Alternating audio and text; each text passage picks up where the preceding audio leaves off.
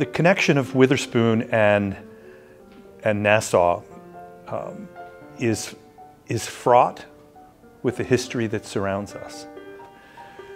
I have said it on many occasions that the most important work that I have done in 20 years is building the relationship with Witherspoon Street Church and Nassau Church, really struggling to understand the reality of the history that our forebears bring, that we have to learn about the challenges of the relationship of the two congregations on issues of race and class and economics. 1764, when Aaron Burr brought the College of New Jersey to Princeton from Newark, New Jersey, he came with slaves. The first 9 presidents of the College of New Jersey were all Presbyterian ministers, and they all owned slaves. President Finley was the 5th president of Princeton University. Not only did he own slaves, but he auctioned off slaves in front of the McLean House, which is the house between the university campus and Nassau Presbyterian Church. Segregation started in 1766 when the slaves who worshiped at the First Presbyterian Church were relegated to the balcony.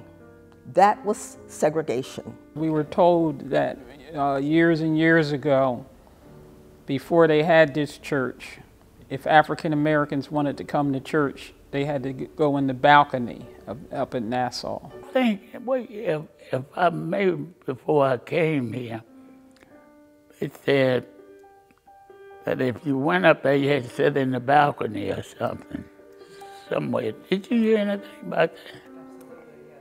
Did you hear? Okay, that's what I thought. That's before I came here. You couldn't sit down below, you had to sit up in the balcony. We had been at Nassau sitting in the balcony in the 1800s, and after a second fire occurred at Nassau. And blacks were forced not to be able to participate in church. So they started meeting at houses. So they would pick somebody's house and they would meet and they would have a service.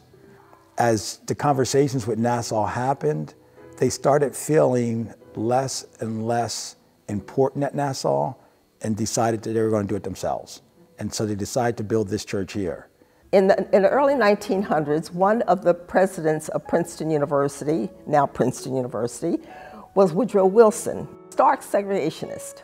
He was also a Presbyterian. Now, if you look at what I'm saying, ever since the first 9 presidents, even though the ones in between before Wilson did not own slaves, Wilson was a stark segregationist. If he were at the time of the first 9, he would have owned slaves also. So I know there is a history here. I know my great-grandparents died. Their house is right here on Quarry Street. They had a fire, and both my great-grandmother and my great-grandfather died the same day, 8 hours apart, because they weren't allowed to go to the hospital. They didn't accept them in those days. So that's tragic. And my grandmother was orphaned at 14. And she survived. She held on. The people next door was kind of halfway prejudiced. And when we moved in, they moved to Princeton Junction out here. Okay. So I'll say the church and the community were a complete family. And so they were an extended family of your household. And so when you came through the neighborhood, the people, everybody from the church would welcome you. You could have dinner at anybody's house. And they would actually help you to understand the do's and don'ts. And they'd make sure that if you were doing something that wasn't quite right, that you kind of got pushed back into that line of where you're supposed to be walking. And so it was a village raising all of us, all the youth at the time. We were not allowed to shop on Nassau Street, and we weren't told why we weren't allowed to shop on Nassau Street. We just knew that we didn't shop on Nassau Street, and we didn't care because we had everything in this community. I went to Nassau Street School. Walking home, I had to walk through white sections of town. And so if the police saw me, they could ask me, why are you in this section? And they did on occasion. And so as a little kid, you learn not to look at the authority figures as positive, but as negative, because they're not serving and protecting. They're just serving and protecting white people and really harassing black people because I still had to walk home. I couldn't fly over the neighborhoods. And then when Witherspoon became the middle school, then we came back there for the middle school, and we just called it Witherspoon School. But we never called it Witherspoon School for colored children. We called it Witherspoon School, but they had to designate the white school from the black school. The other example, and these are true examples on my part, the choir was invited to sing at the Nassau Club for Christmas. And everyone was excited. It's an event that they've been doing. And the week before the rehearsal, it said, now we should come and get our robes, and we will go in the back entrance to Nassau, to the Nassau Club and sing. I said, no. I don't go in back doors. If we can't go in the front door, you go, and I'll see you when the next time you sing, because I'm not going. Well, it happens that a person from the Nassau Club was a member of this church. And she went back and told that story. And the next day, we got a call not only to come in the front door, but to stay for dinner, so, which we did. Those of us who lived in this community were not welcomed in any other part of Princeton. We worked for people in Princeton.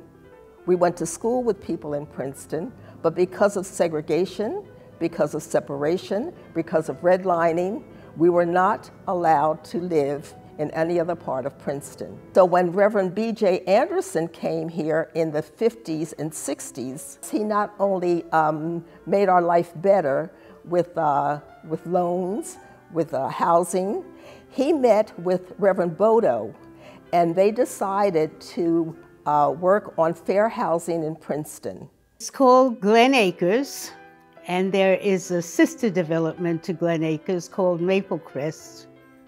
Mr. Howard B. Waxwood, who was the principal of the newly desegregated public school, Quarry Street School. It's said that Mr. Waxwood gave an explosive speech about the degree to which housing segregation was undermining the desegregation of the schools. Said he, our children have one experience during the daytime, and then they return to their segregated homes. They did engage Morris Milgram to set up or develop 2 such interracial experiments in Princeton. So for many people, many applicants, the black applicants, this was the first time that they had been able to approach a realtor and expect to be considered even for the housing. I was raised in Glen Acres. In the beginning, we were the first black family.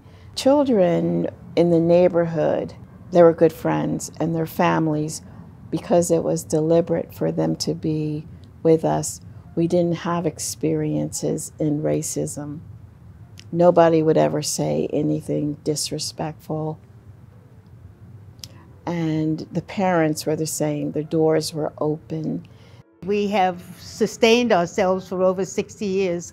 And at the 20th anniversary, the 40th anniversary, the 45th anniversary, and the 60th anniversary, those children came back as alumni and alumni with children of their own. And to a man and to a woman, they said, what happened here was unique. We did not realize the racial tensions and prejudices that existed in this very community, where, to say nothing of the world outside.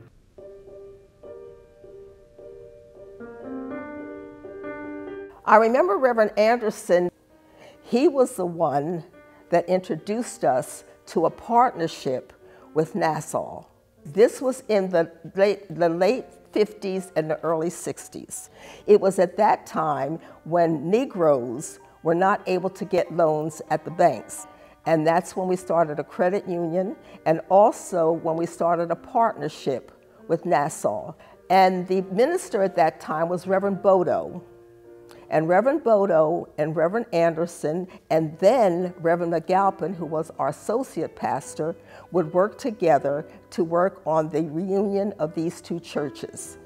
And it was in the summer that we worshiped at First Presbyterian Church for 1 month in the summer, and Second Presbyterian Church for 1 month and for the other month in the summer. But nobody came to Witherspoon. I was ordained, I think, in 1972, and in 1973, there was an unusual situation where Don Meisel, who was the pastor of First Presbyterian Church, had been called to a large church in Minneapolis, Minnesota. And at the same time, very sadly, St. Andrew's Presbyterian's pastor, Hugh Lifferton, was with his family, driving out in the car, thought something was wrong with the tire, got out to check the tire, and dropped dead of a heart attack. And so suddenly, two churches were without a pastor. And so there was a conversation that began as a result of that among the sessions of the two churches about whether we should be doing something in terms of moving toward each other more fully than we had before. And so we also thought that Witherspoon Presbyterian Church might be interested in joining that coming together. A commission formed of the session members of St. Andrew's and First Presbyterian Church. And a few representatives from that commission went to Witherspoon and asked to sit with them and see if they would be interested in joining in this newly forming Presbyterian congregation. That essentially Witherspoon said, thank you, but we really are proud of our identity as a historic black church in this community, and we do not want to lose that in a merged situation. Gathering together of this history making is really important because it's always good to recall the past in order to move forward in the future and to realize how far you may have come, but how far we have to go.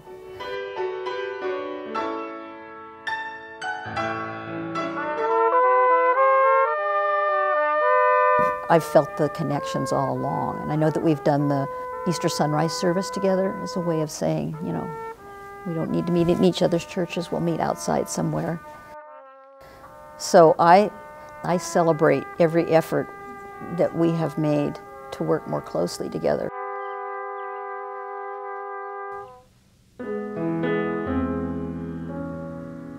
We've always known that that was Paul Robeson's birth home. We also knew that at one time it belonged to this church. It served as its manse. The problem we have is that during the social and economic times, we lost that ownership. The owner at the time, Mrs. Taylor, made it clear to several of us that she was going to be leaving and that she would like for us to consider the possibility of purchasing a house. And so we made a commitment to raising the money to purchase a house. And largely due to Nassau Church, the community, Witherspoon, and people throughout the area who helped us in that task, we actually did receive enough support to purchase the house. But we're very proud that we've been able to introduce Robeson to the community again. The name rolls off, Oh Robeson House, fairly easy in this community now. Centurion Ministries in town who work to free wrongly convicted individuals. And they freed a man who had spent 36 years in prison. And when he came out, Centurion asked for the help of Nassau and Witherspoon. We found a place for him in Robeson House. He lived in Robeson House until he was reestablished and was able to get out on his own. We decided, with the support of a very capable and well-known architect in town who agreed that we needed to be involved in a restoration project. We actually had to begin with a new foundation. We have preserved, however, the main structure of the house, including the room where Paul Robeson was born.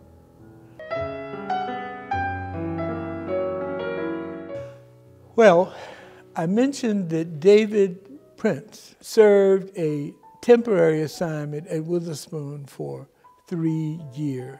In the early 2000s, my husband was the interim pastor here at the Witherspoon Street Presbyterian Church, and I was able to attend many activities here. One of the last events, I think, were the youth led in the service, and one of the teenagers was taking the part of William D. Robeson, and he had a sentence that he spoke, and I was dismissed by New Brunswick Presbytery. And so I was kind of horrified to hear that, those words, and I was very curious about what behavior or what activity of William D. Robeson, the pastor, would have caused that, judgment. I was able to go to the Presbyterian Historical Society in Philadelphia.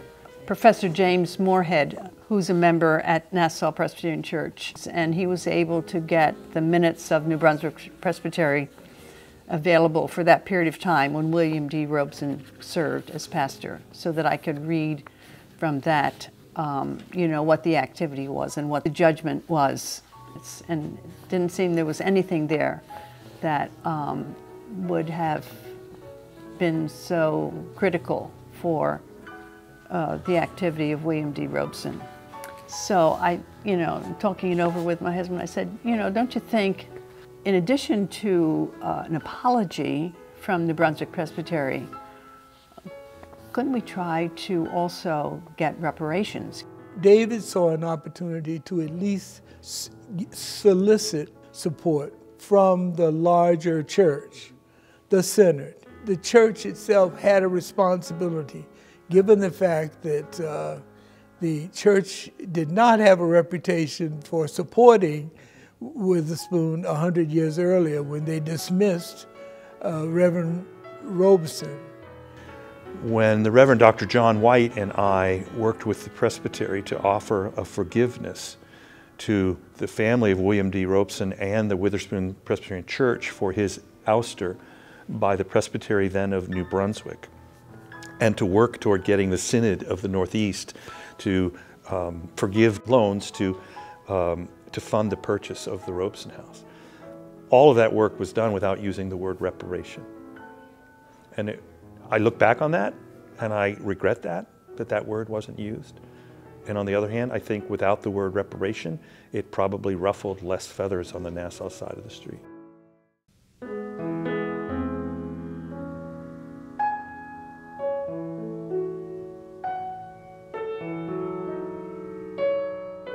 I think one of the greatest joys of the last 20 years is to watch the concentric circles of this work together. That went from my early days of just trying to get to know the pastor at the time of the Witherspoon Street Church, Muriel Burroughs, and then building that relationship to relationships through choir and worship, and then this incredible celebration of the 250th anniversary of the Presbyterian presence in Princeton. I'd seen in a church newsletter that Nassau Church was going to be celebrating 250 years of the Presbyterian Church. And so I was interested if Witherspoon could be part of that 250 celebration. So I called Frida Gardner and I asked her if we were going to be celebrating 250 years of the Presbyterian Church, could the Witherspoon Church be part of that celebration? And if they could be part of that celebration, could they have representation on the planning committee? And the third question I asked her was, could I be on that planning committee? It was a wonderful assignment.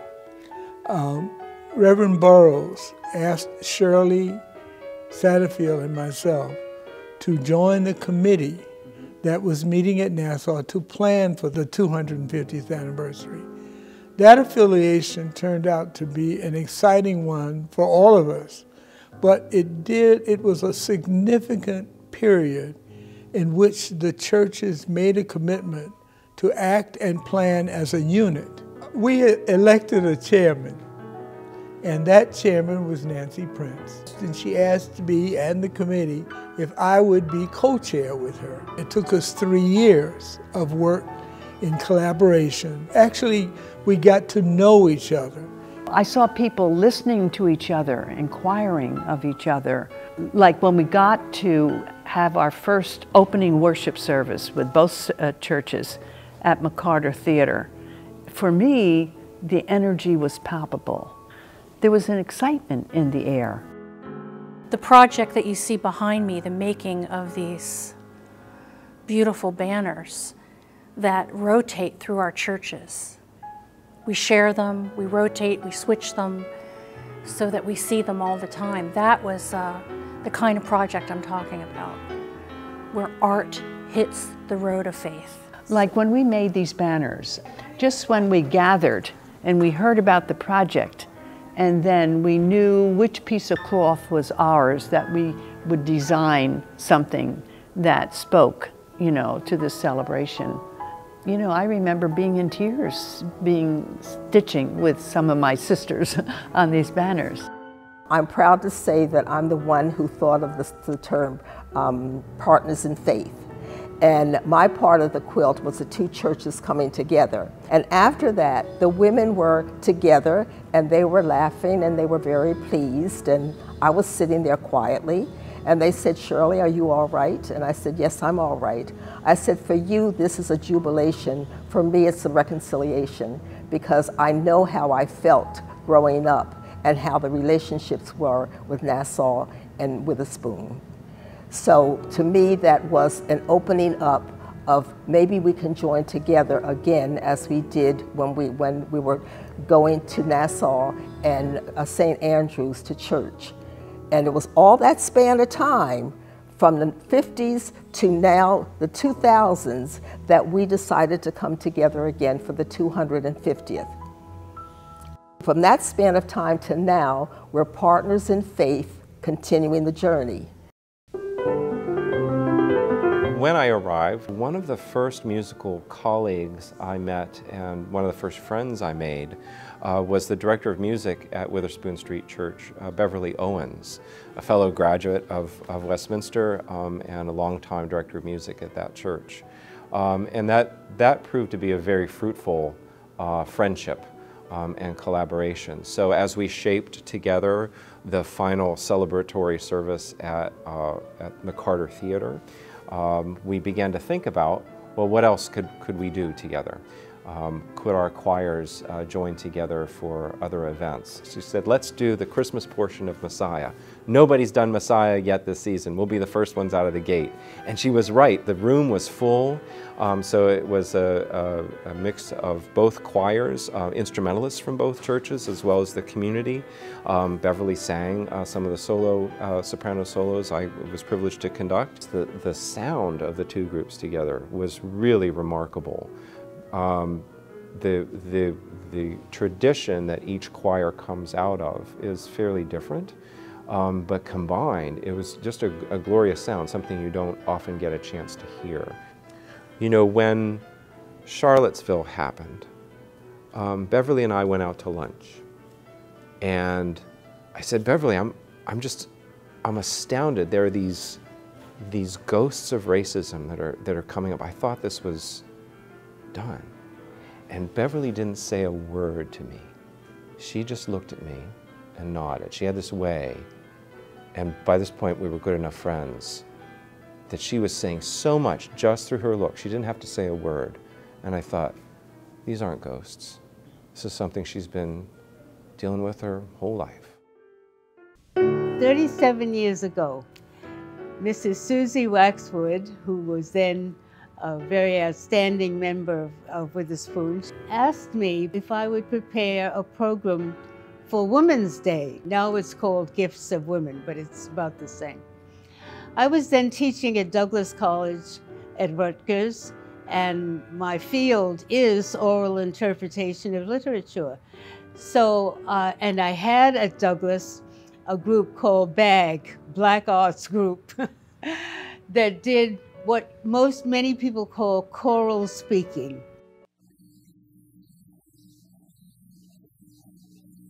And we did a program on that Women's Day. The congregation enjoyed it and asked, we thought of making this a permanent part of services at church. But we had a mission. We wanted to do three things. We wanted to study Black literature and culture.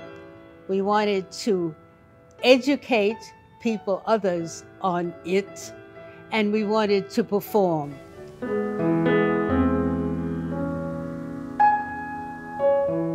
When Nassau and Witherspoon formed a partnership, that's when I became aware of the fact that Witherspoon was historically Black and that we needed to be, within Nassau, very sensitive to the fact that Witherspoon had its own identity, its own history, and that we were a part of that history and not always in a positive way. We established the Witherspoon Street Nassau Joint Committee. And because we meet monthly, the day that George Floyd was killed, we happened to have met the day after. And there were maybe 7 of us there. I don't remember the numbers, but I do remember the feeling in the room. Reverend Davis saying, I have no words. You know, I think that George Floyd's murder was not a surprise necessarily to members of the Black community. It was an egregious example of something that's been going on for a very long time. But it really was a tipping point because white people couldn't ignore it. Pam Johnson, a member of the committee and a member of Witherspoon and the mother of 2 college-age children, said, "So what I tell my children? I've said everything I can say. I don't know what to say." As we discussed it slowly, I can't describe the feeling of anger and sadness that engulfed the room. We felt, all of us, very powerless about what had happened with George Floyd. And Pam Johnson was the person who said, why don't we start conversations and discussions and talking at least to each other? So out of it grew something we call Bending the Moral Arc. Art group is an extraordinary group. It's a group of people from both Witherspoon Street Presbyterian Church and Nassau Street Presbyterian Church. In the beginning, we were just getting to know each other. We were on Zoom. We'd have conversations. We'd have homework. We'd have topics. Communicating with people from other races, other backgrounds, other economic standards. It would be good to hear different opinions. And so when you get different opinions, it helps you grow. So you learn how to listen and you become more, you get more understanding of how the other person thinks. And that's what really has been accomplished in this group. Even if we don't think the same, we can always find that level playing field where we can agree. And sometimes we agree to disagree. But right now, more times than not, we agree. In the beginning, it was a little shaky. As time went on and we did research, we read newspaper articles, other articles, we watched documentaries. We all came together and said, wow, things need to change. It has to get better. It has to get better. And what I can say is that it has been an eye-opening experience for me because I had no clue what the daily life of a Black person was like.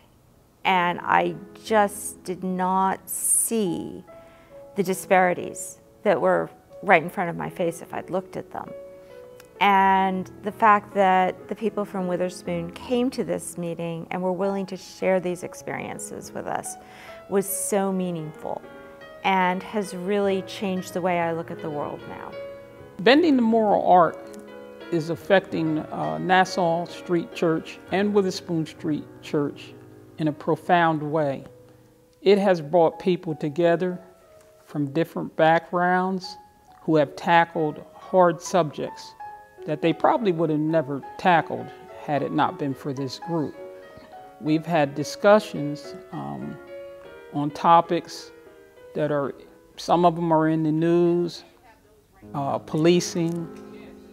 Right now we're dealing with reparations, which is really important. I think I just wrote a statement that said reparations is not necessarily about payment, but about equity that is due, equity that was lost, or equity that was never given. An example is, let's say, cotton. Cotton was the #1 money getter in America. And the ancestors that worked the cotton fields never reaped a penny from the cotton profit. Because for 400 years there's been an advantage for some and a disadvantage for others. There are embedded in even the Presbyterian Church practices that are racist and people don't even realize it. One of the examples that we've talked about a lot in Bending the Moral Arc is the fact that Witherspoon does not have an endowment. And when churches close, the presbytery has the right to distribute the proceeds of the sale of the building and any material assets that a closed church had as they choose. And they have not chosen to distribute this wealth in any way to historically black churches. We are an African American congregation and a white congregation, crossing bridges to talk to each other. We would love to see this model instituted in other churches. The opportunity to be an example, a light on the hill, if you will, for the Presbyterian Church as a whole, and for how churches can come together despite difficult issues in the past and really demonstrate what it is to be in community regardless of race. This group has really been beneficial, I think, to each congregation because it gives us a chance to know each other, to work together, and to understand that we're all doing God's work and we're doing it with love. And it just brings both congregations closer together, and it gives us a better understanding that we're really not that far apart. So part of making ourselves stronger is also mending some broken, hurting, bleeding places in our lives. Small groups have helped that happen, but most of all, and it's part of what's behind me on these banners, most of all, it's telling our stories.